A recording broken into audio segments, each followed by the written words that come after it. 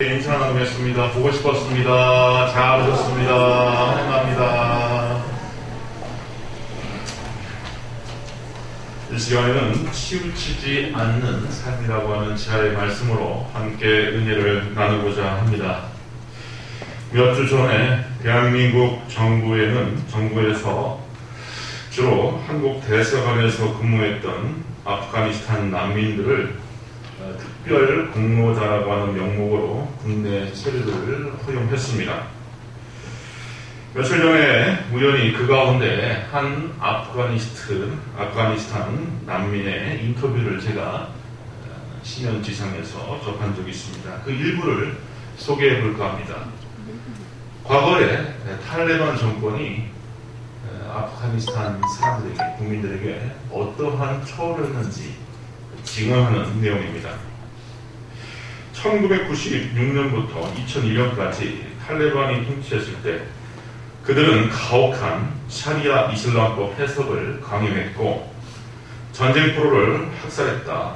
나는 절도와 간통 혐의로 붙잡힌 남성과 여성들이 공개 처형을 당하는 것을 직접 보았다. 내 누이들은 학교에 갈 수 없었다. 여성은 사회적 활동이 금지되었기 때문이었다. 탈레반은 여성 의사 진료는 금지하면서도 여성들이 또 남성 의사에게 가지 못하게 했다. 그래서 어머니는 아팠을 때 치료를 받지 못했다. 사람들은 모두 가난해졌다.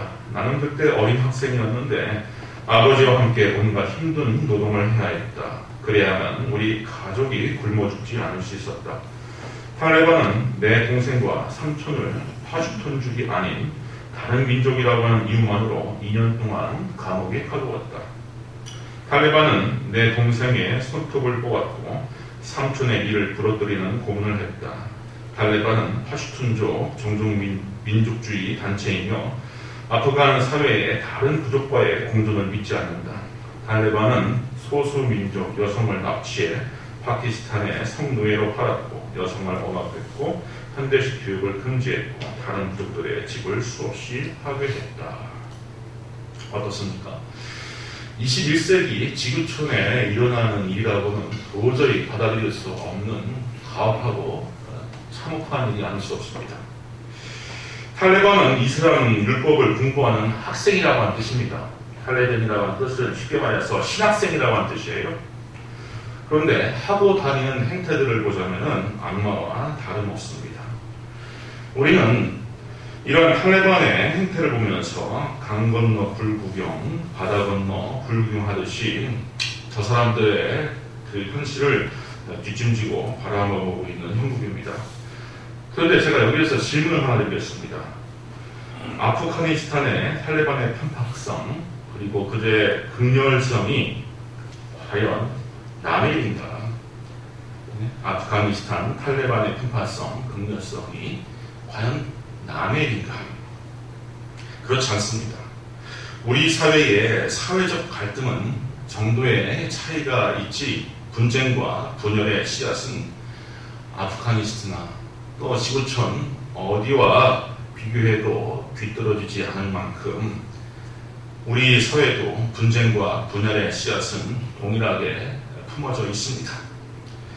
2019년 서울경제신문이 삼성경제연구소의 자료를 인용하여서 보도한 내용은 이렇습니다.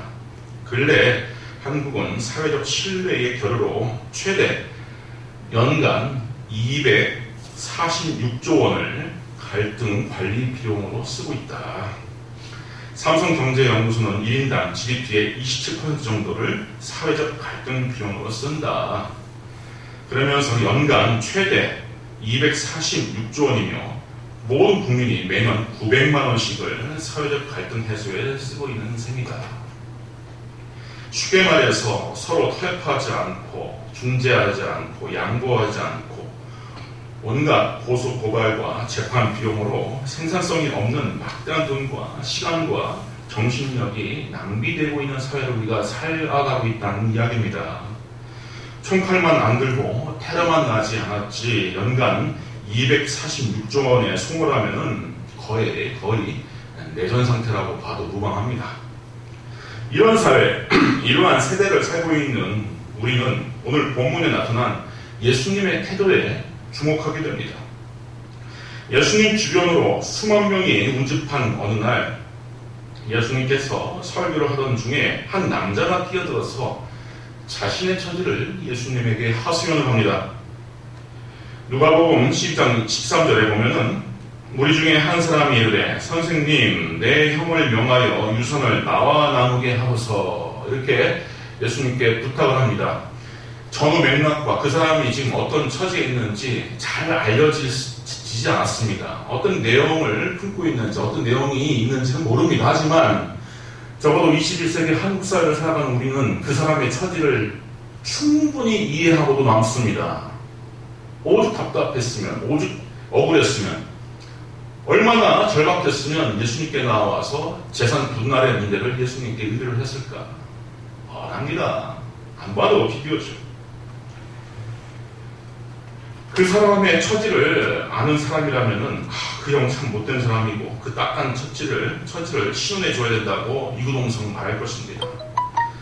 그 동생에게는 공정하게 유산을 배분받는 것 그 자체가 최고의 선이자 정의의 구현일 것입니다.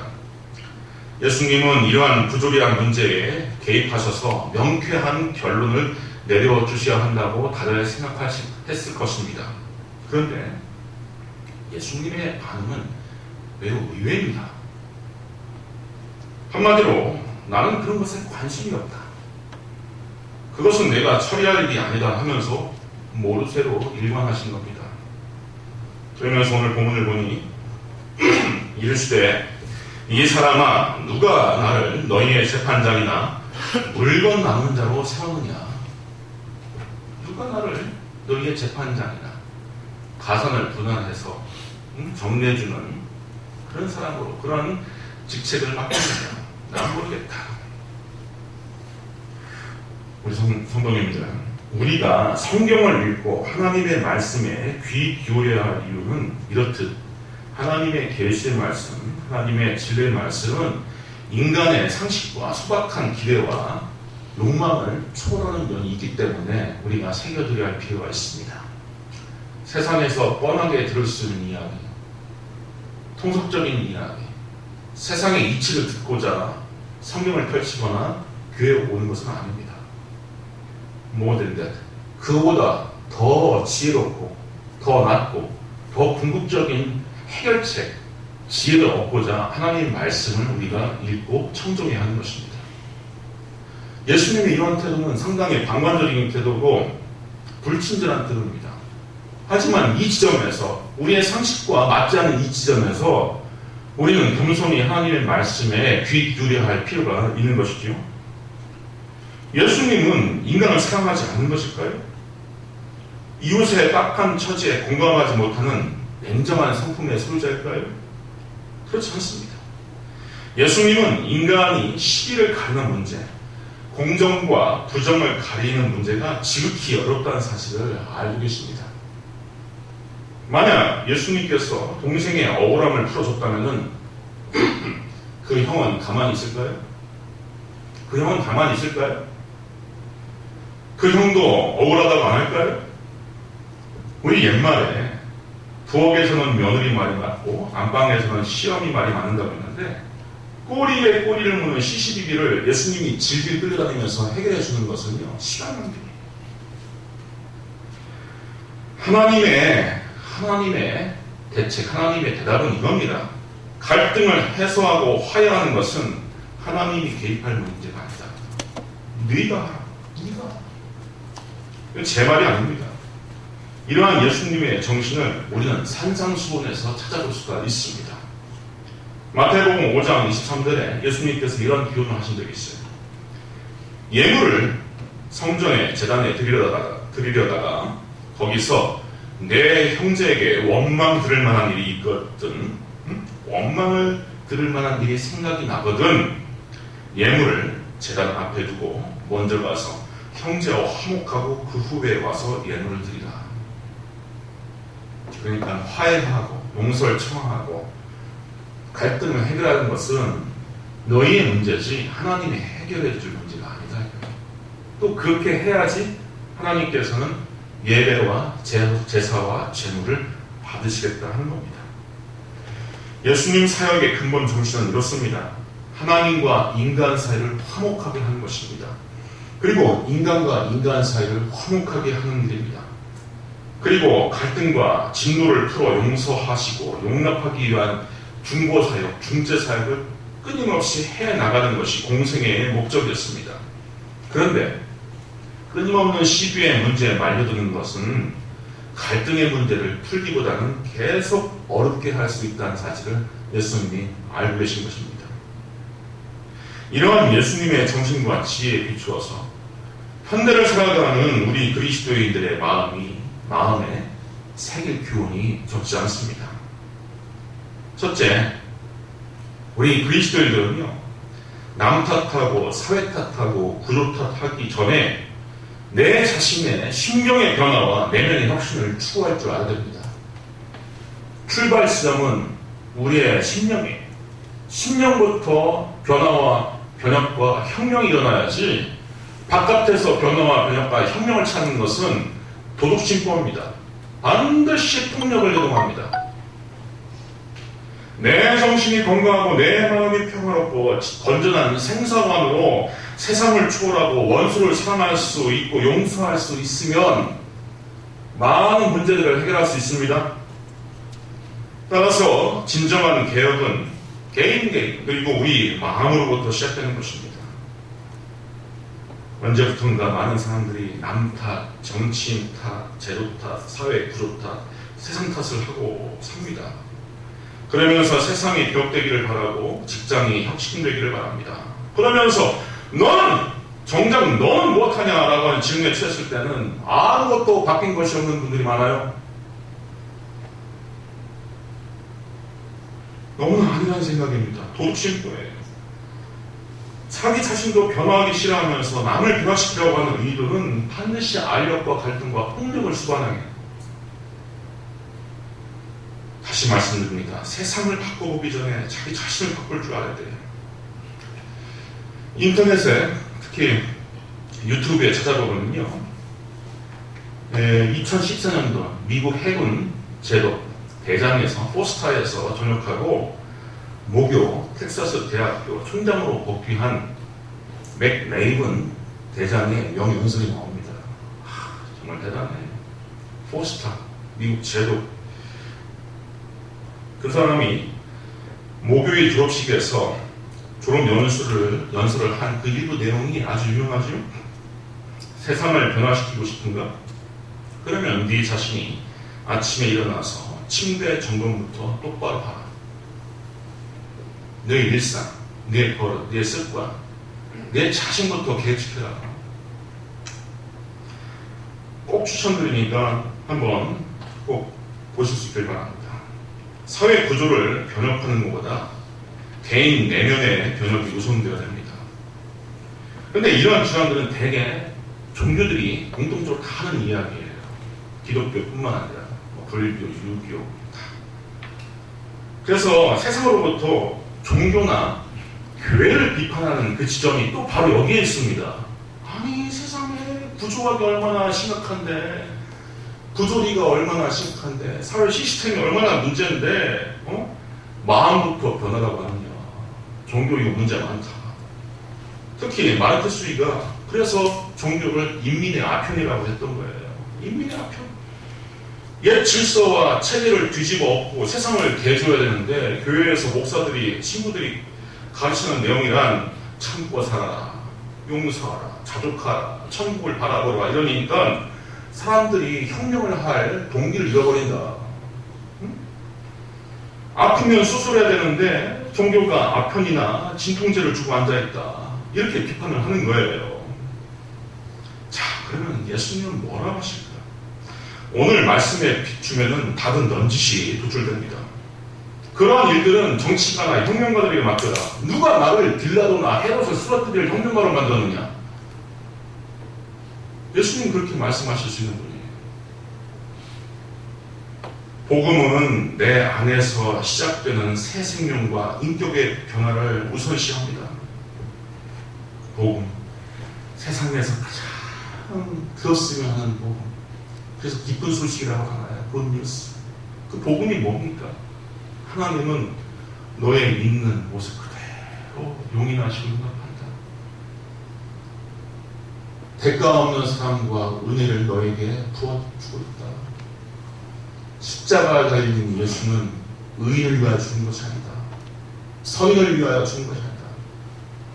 결점이 많고 경건치 못하고 죄 많은 다격순과 한 사람 한 사람 여기 앉아있는 모든 사람을 위해서 대속의 죽음을 죽으신 것이다.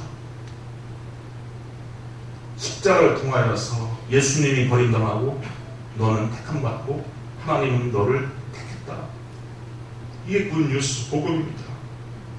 하나님의 조건 없는 은혜를 십자가 가운데 발견하고 그 사랑과 용서를 경험한 자가 참되게 이웃을 위하여서 보상 없이 헌신하고 섬겨줄 수 있습니다. 세상을 위해서 자기를 초계같이 버리면서 희생할 수 있는 사람이 되는 거예요. 아까 인용하는 서울경제신문 같은 면을 보자면 사회적 갈등지수 가장 낮은 나라들이 공통점이 종교개혁 이후에 사회 전반에 법제, 법률, 구조, 제도, 교육, 기관, 공직사회 할 것 없이 기독교 정신이 사회 전반에 녹아있는 나라라고 하는 것을 제가 발견할 수 있었습니다. 보니까 그렇더라고요. 제가 그런 해석은 안 나와 있지만 제가 보면 그래요. 1위가 덴마크 루터교 국가죠. 2위가 노르웨이 루터교 국가예요. 3위가 네덜란드 장로교 국가입니다. 4위가 스웨덴 루터교 국가, 5위가 핀란드 역시 루터교가 국교인 국가. 대한민국은 23위. 교회가 그리고 우리 예수 믿는 크리스찬들이 정말 명심해야 할 것은 내가 변해야지 세상이 변한다는 사실입니다. 우리는 역사상 세상과 구조를 번역한다고 자처하는 사람들이 얼마나 많은 모순과 추태를 보이고 있는지 관찰할 수 있습니다. 이건 좌나 우나 마찬가지예요. 좌나 우나 마찬가지. 비록 사회의 외견을 변화시킬 수 있겠지만 그들의 부족이란 모습으로 인하여서 백성들은 상심합니다. 그리고 애매한 그 교육 효과를 얻어갖고 저렇게 사는 것이구나, 저렇게 부당하게 사는 것이구나, 저렇게 살면서도 거짓말을 하면서도 명분을 취하면서도 자기 내실을 빼앗을 수 있는 거구나. 젊은 사람들 이렇게 다 배워가는 겁니다. 이러니까 의식의 혁명이라든지 양심의 진보라고 하는 것이 이루어지지 않게 됩니다. 둘째, 우리는 모든 사건에는 양면이 있고 긍정적인 면과 부정적인 면이 있다는 것을 명심해야 됩니다. 양면이 있다. 그리고 어느 면에서는 모자라고 어느 면에서는 취하여 듣고 새길 수 있는 것들이 있다. 서로 간의 의견이 부딪힌다고 하더라도 저 사람의 의견 가운데서도 내가 취할 수 있는 진정성이 있다라고 하는 것을 알고서 대화를 해야 됩니다. 나만 옳다라고 하면 탈레반 되는 거예요. 나만 옳다 하면 탈레반이 되는 겁니다. 246조 원이라고 하는 그 갈등 관리 비용이 지출되는 한국 사회에서 우리 예수 믿는 사람들은 어떤 태도를 살아가야 될까요? 나만 옳은 것이 아니라 저도 옳다, 당신도 옳다라고 하는 것을 염두하면서 살아야 됩니다. 모든 세상의 이치가 그러합니다. 완벽하게 좋은 것도 없고요, 완벽하게 나쁜 것도 없습니다. 옛말에 호사다마라고 하는 말이 있지 않습니까? 남들이 좋다 선망하고 바라고 기대하는 것에 마귀가 들끓는다는 얘기 아니에요? 대표적으로 돈, 쉽게 벌려고 하는 일확천금을 노리는 그 사행심에 얼마나 마귀가 들끓습니까? 이제 얼마 남지 않았으면 이제 대권 가도에 이제 불이 당겨지겠죠? 권력을 쟁취하려고 하는 사람들이 보이는 그 추태를 한번 보세요. 저기까지 권좌에 올라가야 된다. 호사다마 맞아요. 반면에 남들이 꺼리고 때로는 아파하고 부족하고 가난을 경험한다 하더라도 도리어 그게 좋은 경우가 있어요. 이스라엘의 왕조의 역사를 보면은요, 솔로몬 왕 이후에 르호보암 왕 시기에 딱 한국처럼 북왕국과 남왕국이 분단됩니다. 12지파 가운데 10지파가 북이스라엘을 형성하고 유다 지파와 베냐민 지파가 남유다 왕국을 형성합니다. 분단국이 됩니다. 그런데 10지파가 모여있던 그 북이스라엘은요, 성지순례를 가보시면 알겠지만 참 비옥한 곳입니다. 참 비옥해요. 푸른 수장이 많이 있고요. 정말 폭포수가 막 확 떨어지고요. 물이 콸콸콸 샘솟는 곳이 많습니다. 비옥하고 생명력이 넘치고 목축업이나 농사도 잘 지을 수 있는 땅이에요. 반면에 남유다 땅은 예루살렘 중심에 유다 광야가 펼쳐져 있기 때문에 매우 척박합니다. 근데 역사가 어떻게 흘러갑니까? 그 비옥한 북왕국은요, 어떤 지도자가 나타나든 다 우상숭배였습니다. 자만에 빠지고 교만에 빠지고 풍요에 겨워서 하나님을 배신하고 우상을 섬기고 이방신을 섬기고 그러다가 먼저 멸망하려고 합니다. 그래도 그나마 남유다는, 그 척박한 지역을 지켰던 남유다는 성전 중심에 예배를 드리고 경건한 왕이 때때로 등장하면서 종교개혁을 이루고 그러면서 지속을 해왔어요. 참 묘한 구석이 있습니다. 이스라엘 사람들이 결국 망해서 바벨론으로 포로가 되어 가지 않습니까?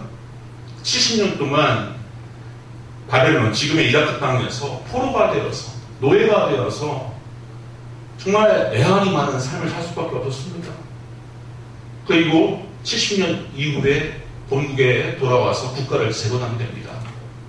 대략 BC 한 500년 그 즈음이에요.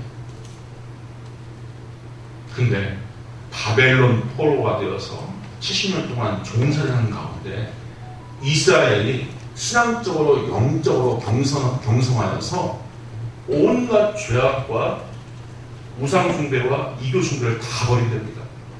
그 시점부터 주데이즘, 유대교가 시작되는 겁니다. 바벨론 포로 이전까지 유대 땅은요, 다 신국가입니다. 바알과 아세라와 몰록과 온갖 이방 신을 함께 여호와와 함께 섬겼어요. 하지만 혹독한 시련을 받고 나니까 그 뒤에 경건한 유대교가 형성이 된 겁니다. 모를 일이에요. 하나님께서 어떻게 사건을 펼치실지 모를 일입니다.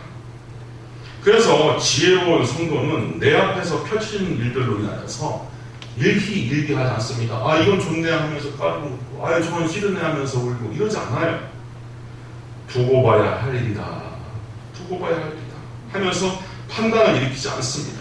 하나님께서 어떻게 하시느냐 기다리고 인내하며 기도할 줄 압니다. 그래서 지혜로운 성도는 어떤 갈등 국면에서 상반된 주장에 대해서도요, 각각 진정성이 있다는 점을 알고서 좀 참을 줄 알아야 됩니다. 제가 이전에 섬겼던, 부목사로 섬겼던 서울의 교회에서 제가 신임 안수자들, 우리 교회 처지와 똑같죠? 투표로 항존직 선거에서 선출된 분들을 교육하는 과정에서 제가 계속 어레인지먼트를 했습니다. 몇 주간 계속 출석 체크도 하고 전화도 걸고 상담도 하고, 그리고 이제 안수식이 얼마 남지 않으니까 이제 서로 간에 협의를 하잖아요. 무슨 기념품을 만들까, 어떻게 할까, 행사를 어떻게 준비할까. 늘 모든 교회에서 다 그렇지만 기념품으로 타월, 수건을 준비하기로 했습니다. 근데 어떤 여집사님이 손을 번쩍 들더니 자기는 그 수건에 이름 넣지 말라는 거예요. 한 10몇 명 지금 선출자가 있는데 어떻게 자기만 이게 빠질 수가 있습니까? 말이 안 되죠. 이유가 뭐냐고 했더니 그 수건이 나중에 행주되고 거래될 텐데 자기는 거기에 넣는 거 싫다 이거예요. 저도 황당하고 대부분 분들이 황당하게 느꼈어요. 참 생각 참 희한하게 하는 분이다. 응? 생각 참 희한하게 하는 분이다. 그런데 그때 만든 수건을 요즘 쓰고 있거든요. 죄송스러운 얘기지만 발걸레가 되었습니다. 가만히 보니까 전적으로 틀린 얘기는 아니에요. 참 희한하게 생각한다. 이상한 식으로 사고한다라고 했지만 가만히 보니까 일면에 틀린 얘기는 한 건 아닙니다. 좌중에서 좀 이상하다라고 했지만 결국 그렇습니다. 제가 이 시점에 이르면서 깨달은 한 가지 사실은요, 세상사에는 다 맞는 것도 없고 다 틀린 것도 없다. 그래서 신명기 5장에 보면 하나님께서 어떻게 교훈하셨습니까? 너희 하나님 여호와께서 너희에게 명령하신 대로 너희는 삼가 행하여 좌로나 우로나 치우치지 말라. 좌로나 우로나 치우치지 말라. 편협되게 극렬하게 생각하지 말라. 아마 예수님도 이 때문에 동생의 재산 분할에 관여하지 않았는지도 모릅니다. 혹여 그 동생이 아버지 살아생 전에 온갖 명목으로 재산을 허비해왔을지도 몰라요. 야, 너는 아버지 살아계실 때 다 취하고 다 허랑방탕 속에 있잖냐. 너 줄 거 없다. 형이 그렇게 틀어막고 있는지도 모릅니다. 그 내용은 우리가 몰라요. 다 맞는 것도 없고 다 틀린 것도 없는 것이 세상인데 자기 신념, 자기 판단, 자기 이념 여기에 치중하는 것은 정말 세상을 어지럽게 만들고 폭력을 가져옵니다. 이게 탈레반이 난 문제가 아닙니다. 중세 교회를 간섭하자면 중세 교회도 탈레반 이상이었습니다. 신대륙에서 마녀 사냥 노릇했던 청교도도 회개해야 돼요. 회개해야 돼요. 미국 기독교는 두 가지 원죄가 있어요. 아메리칸 인디안 학살에 대한 원죄가 있고 흑인 노예에 대한 원죄가 있습니다. 사실 목사로서 저는 공공의 환경에서 신앙만 주장하는 입장은 아닙니다. 사람을 희생하면서 사람을 죽여가면서 공동체를 어렵게 만들면서 하나님의 영광을 찾는 일이라고 하는 것은 있을 수가 없다. 하나님만 바라보면서 사는 것이 목회가 아니라 더불어 사람을 바라보면서 사는 것이 목회이기 때문에 그래요. 일본의 유명한 기독교 작가 엔도 샤프의 침묵이라고 하는 소설이 있습니다. 제가 추천합니다. 침묵. 우리나라 그 기독교 150년 현대문화 한 120년 이동안 이런 소설 하나 나오지 않을까 늘 안타까워요. 참 너무나 좋은 소설입니다.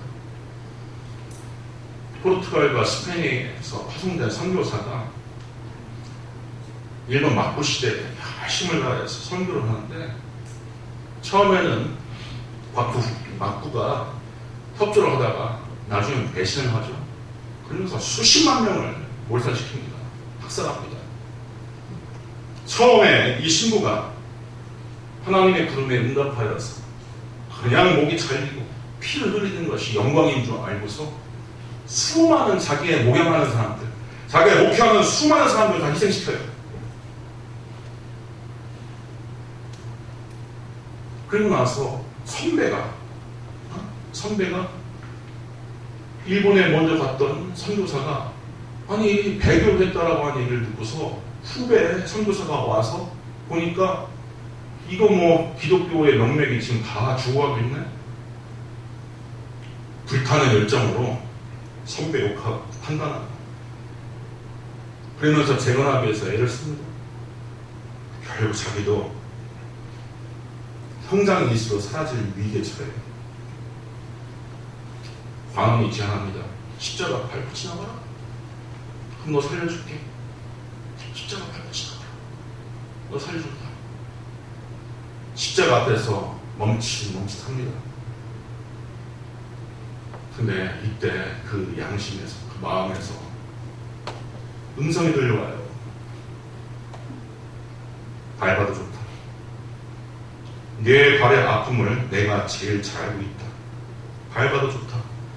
나는 너희에게 밟히기 위하여서 이 세상에 태어났고 너희의 아픔을 나누기 위하여서 십자가를 짊어진 것이다. 이건 신학교에 들어가면요, 이 텍스트를 놓고서 강론 응답합니다. 뭐가 맞는 거냐? 뭐가 맞는 거냐? 전 답을 아직도 내지 못하고 있어요. 답 못 내립니다. 제가 목양하는 우리 사랑하는 성도님들이 현장 일술로 서사줄에 매어가고 줄줄이 끌어간다면은 잘 죽으시오 박수 쳐줄 그것도 이상한 거고요. 예수님 배반이요. 이것도 이상한 거예요. 이게 신앙의 아주 오묘한 지점입니다. 다시 원점으로 돌아와서 생각해 볼 필요가 있어요. 다 맞는 것도 없고 다 틀린 것도 없다. 그 환경에서 성령의 음성을 들을 줄 알아야 됩니다. 성령의 음성을 들을 줄 알아야 돼요. 어떤 경우엔 요게 맞고요, 어떤 경우는 저게 맞습니다. 이 세상은 변화무쌍이에요. 북극성이 왜 북박이별로 북극 위에 있는 줄 아십니까? 지구와 함께 돌기 때문에 그래요. 함께 변화하고 있기 때문에 그렇습니다. 하나님의 진리의 차원도 그런 면이 있습니다. 분명히. 세상의 변화와 함께 보조를 맞추기 때문에 우리 눈에는 의지할 만한 것이 돼요. 북극성처럼. 모든 것은 변화 가운데 있으므로 속단하지 말아야 됩니다. 성경은 인물과 민족의 역사들이 늘 끊임없는 변화와 이전 가운데 있음을 증언하고 있습니다. 어제 고단했던 일이 오늘 달콤하고, 오늘 달콤했던 일이 내일 우환이 될 수가 있습니다. 이것이 하나님께서 허락한 세상의 이치입니다. 우리 사랑하는 성도님들, 개인사적인 고난을 당하고 있습니까? 개인적으로 고민되고 어려운 것들이 있습니까? 있을 거예요. 우리 젊은 성인들도. 성도님들 다 고민 많을 거예요. 저도 고민 많아요. 하지만 속단하지 마세요. 그리고 하나님의 말씀은 우리에게 특별히 어떤 영성을 제시하냐 하면은요, 노마드 스피리추얼리티, 그 유목민 영성을 우리에게 심어주십니다. 뭐냐? 하나님께서 너 텐트 걷고 장막 걷고 가. 그러면 하나님과 보조를 맞춰서 가는 거예요. 인간 심리에는요, 본질상 안정의 욕구라고 하는 것이 있죠. 미국의 세계적인 심리학자 에이브러함 매슬로우가 인간 욕구의 5단계를 제시한 적이 있습니다. 우리 성인들 다 아실 겁니다. 가장 근본적인 욕구는 그 생리의 욕구. 두 번째는 안정의 욕구입니다. 안정의 욕구.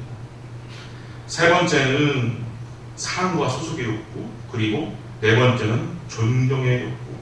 마지막 욕구는 자아실현의 욕구. 근데 안전의 욕구가 생리의 욕구처럼 치명적이고 절실합니다. 근데 하나님께서 보면요, 우리 인생을, 특히 신앙인을 인솔할 때 납득하기 어려운 상황을 만지기도 합니다. 말하자면 평안한 정착을 허락하지 않고 텐트를 걷고 유랑길을 재촉하십니다. 바벨론 땅에서 첫 조상 아브라함을 불러내신 이래에 모세 시대까지 하나님은 사랑하는 자녀들에게 그런 식으로 교육을 시켜왔어요.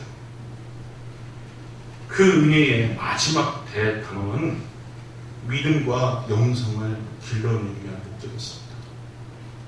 근데 더 중요한 것은 유랑길에 올랐다 하더라도 하나님이 함께 하신다는 거예요. 함께 하시니까 외적과 여러 가지 원수들의 침탈과 침략에 대응할 수 있었고 승리할 수 있었고, 하나님의 안위를 받는 가운데서 마지막에 젖과 꿀이 흐르는 그 복락한 복토 가나안 땅에 들어갈 수 있다는 사실입니다. 사랑하는 성도님들, 이 코로나 시국에 이 대한민국이나 세계가 정말 업사이드다운, 정말 노동을 시키고 있습니다. 이 사회 곳곳에 많은 위기와 많은 어려움들이 있고, 또 개개인별로도 불확실한 미래 때문에 고민하는 분들이 많으실 겁니다. 지금 당면한 사태, 지금 우리가 관찰하고 있는 사정을 보고서 마음 졸지 마시고 모쪼록 주님께서 함께 하신다라고 하는 사실을 굳게 믿고 하나님 분명히 의지하고 목자 되신 예수님 분명히 붙드시고 예수님과 더불어 승리하는 전진하는 우리 사랑하는 모든 성령 되시길 주님의 이름으로 축원드립니다. 기도하겠습니다. 은혜로우신 주님 감사합니다. 참으로 우리가 좌로나 우로나 치우치지 아니하고 하나님의 말씀 따라 살아갈 수 있도록 하여 주옵소서. 세상은 뛰어노는 풍랑처럼 우리를 해치려고 하지만 하나님의 날개 그늘 아래에 있는 우리는 하나님의 안위를 받고 예수님과 동행하며 날마다 천국의 길로 진행할 수 있음을 우리가 고백합니다. 연약하고 미련하고 부족한 우리를 굳게 붙잡아 주셔서 우리 창신의 모든 믿음의 권속들 어린 아이들로부터 우리 노년에 이르는 모든 사랑하는 성도들이 하나님의 축복과 하나님의 안보 가운데서 날마다 승리할 수 있도록 인도하여 주옵소서. 예수님의 이름으로 기도하옵나이다. 아멘. 찬송가 366